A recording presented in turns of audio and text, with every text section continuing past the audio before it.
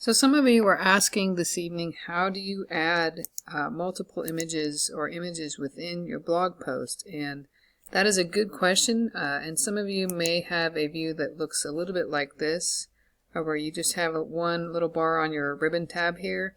If you go to the dots over here on the right and just click on it, it will expand that option for you.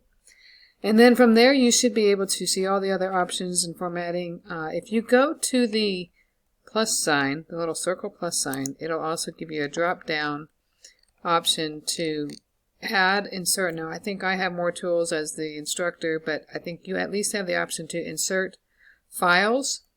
If you click on this, you ought to be able to navigate to wherever images you are. You can select your image, drop it in there. Now this might be super large, so you don't want it to be that large. You can grab the little handles there and shrink it down to make it the size that you want, so it's not so super huge.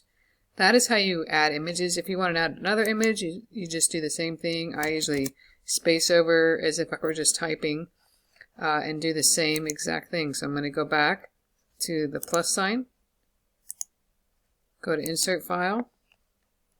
I'm going to select another image. I love my dogs here, so I'm going to put them in. And see, that was really big, so it went down below. So I'm going to make this small again.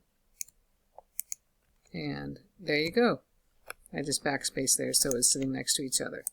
You can size it however you want, very manually. So it doesn't have to be perfect, but that is essentially how you can add images within your blog post. I hope that's helpful.